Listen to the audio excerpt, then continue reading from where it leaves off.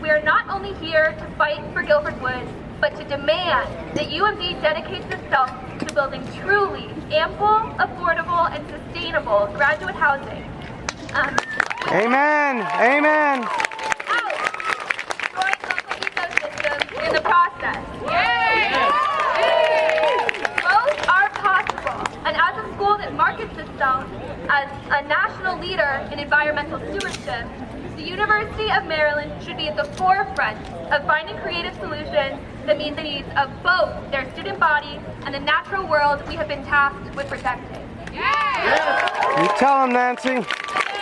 According to a study published in the well-reputed journal Science, 50 to 70% of carbon being sequestered by trees is actually being stored in root-associated microorganisms, organisms that cannot be replanted.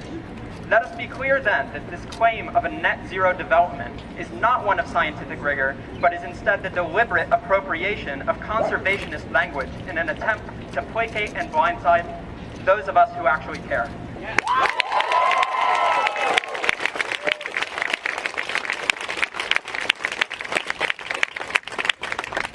Let me now share some numbers of my own, now that we've cleared the air. These figures are based on research-grade data sourced from iNaturalist, a community-driven species reporting software. From the golf course to the metro station, the Guilford Woods represent a mere 10% of all organisms cited, but they represent over 20% of all species cited, and this is no coincidence. 172 species have been spotted in Guilford Woods to date, 104 of which were not spotted until 2021. Indeed, over 60% of the species that have ever been spotted in these woods have not been identified until this very year, and I have personally been the first to spot 7 of them.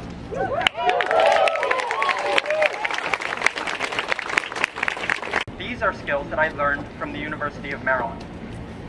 I find it deeply and tragically ironic that the same institution arming me with the skills to perform this scientific analysis has done absolutely nothing to evaluate the worth of this land for themselves. Amen. Mic drop. We're all here to speak about and talk about Guilford Woods, an incredibly important forested area. But I want to emphasize Guilford Run, which is a stream that's born in the Guilford Woods. There is a saying that great things have small beginnings, and it is no more true of anything else than it is of rivers. Rivers start as small streams and wetlands upstream, and that's what Guilford Run is. It's a cradle, it's a birthplace of an entire river system, and it's forests like Guilford Woods that protect and nurture these small river and wetland systems that are the cradles, the birthplace of rivers.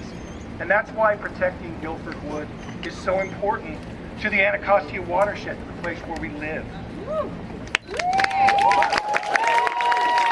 On their website, they say that the development will account for all future storms in terms of its stormwater system. I can't tell you of a single development in this entire world that can say that type of statement, yet they talk about this development in that context. And the university is so brazen to keep that up for 9, 10 months after the community has called it upon something that's truly misleading. And that's just really some of the frustration with this project is we should all be collaborators about affordable housing. We should partner together. We should seek alternatives, and we should celebrate good development, and we should challenge bad development. Thank you. Look, the university has been said has a definite need for graduate housing.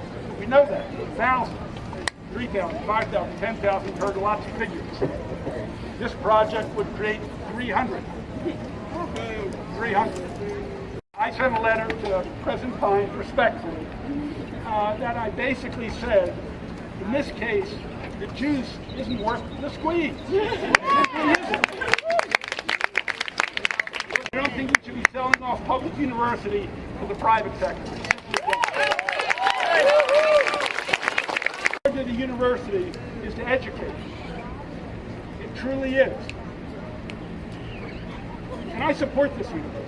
I think it's a great university and I want to make it greater. But this trade-off is one that shouldn't be made. Thank you.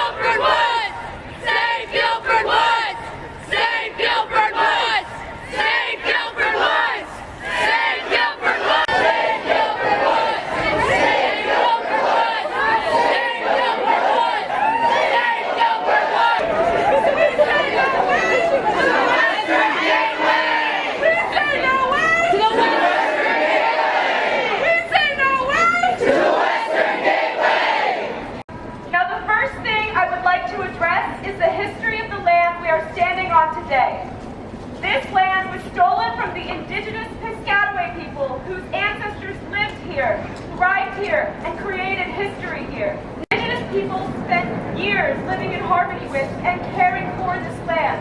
I would like to ask, who are we to destroy it? As we've seen, wherever there is ecological destruction, it is almost always tied to some broader issue of social justice. This case is no different. The deforestation of Guilford Woods will guarantee further pollution of the Anacostia River, a river that has already been historically abused. The river currently contains a mix of raw sewage, heavy metals, oils, pesticides, and more. These contaminants disproportionately impact those who live along the Anacostia River, primarily Black communities. Many of those communities also suffer from incredibly high poverty rates.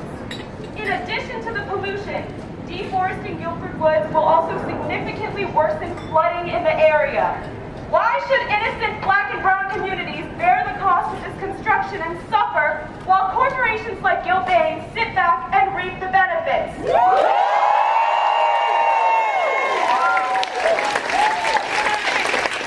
If we turn a blind eye to the Anacostia watershed once more, we are no better than those before us who failed to protect it. Thank you! University, after standing behind this project and propping up graduate students to say that this is in our best interest, the university cannot then turn its back on this problem anymore. We've got them on tape. But if we as graduate students, and I'm speaking to the graduate students who are in support of the Western Gateway Project, if we take the crumbs that are thrown at us, they will be the only crumbs that we get for a long time. And what's more, we will have lost a forest in the process.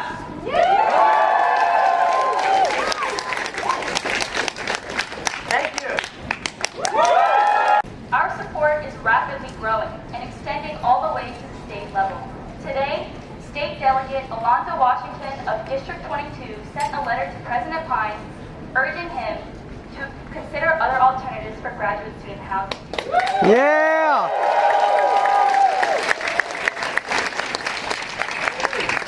Yesterday, all 3 state delegates from District 21, who represent College Park and the University of Maryland, have sent a letter to President Pine in opposition to the Western Gateway Project.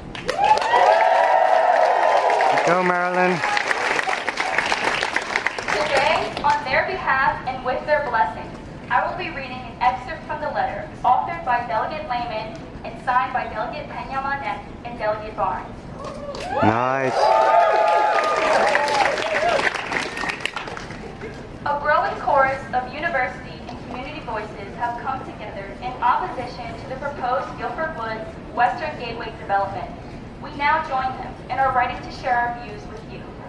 We accept the university's strong interest in providing affordable graduate student housing, but we urge you to find a way to meet this need without making the serious environmental problems facing College Park, Maryland, and the planet worse.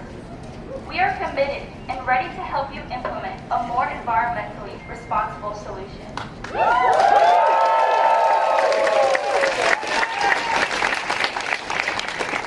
In making our decision, we listened to presentations by both the developer and opponents, and we walked part of Guilford Woods to see the forest that would be largely cut.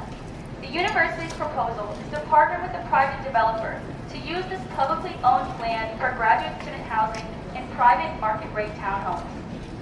Allowing a private developer to destroy public forested land in a watershed in exchange for 300 units of graduate housing shows zero commitment to sustainable development and no effort at leadership by example. Oh, wow. Additionally, the Guilford Woods Western Gateway Project does not further the university's environmental stewardship and climate goals that are clearly stated in multiple publications, most notably the 2011 Facilities Master's Plan. We stand with more than 2,000 students, faculty, staff, and residents of College Park and surrounding communities who are already on record opposing the Guilford Woods Western Gateway development. Oh, yeah.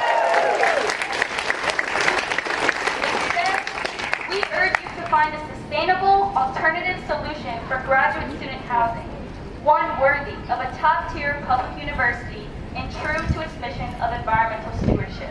We thank you for your consideration and are ready to help you lead the university into a more sustainable future.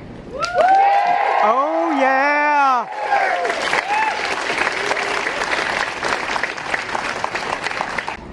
Forests perform a range of functions. We call them ecosystem services in environmental health. These functions include trapping carbon, thereby reducing levels of carbon dioxide in our atmosphere, improving air quality by reducing levels of particulate matter and ground level ozone, reducing stormwater runoff, reducing heat, and supporting wildlife.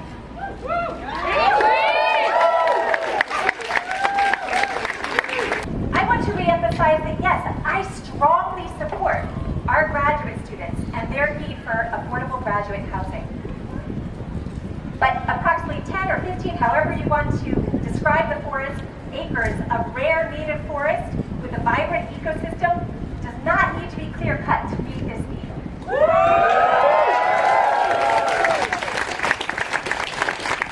Alternative sites such as Lot 1, Leonardtown, and Graduate Hills that are even closer to Metro and planned Purple Line stations could be redeveloped to provide even more graduate housing units.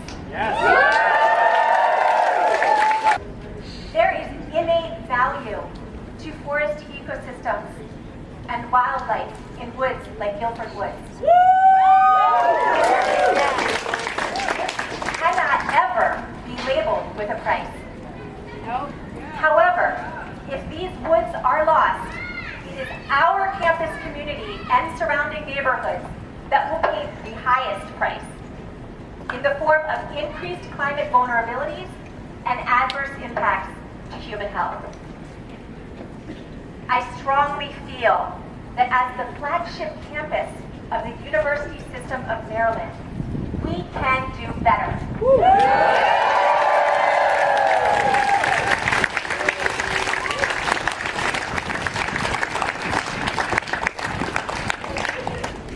Alternatives exist. We just need to demonstrate the leadership, the creativity, and the courage to pursue them. Thank you so much.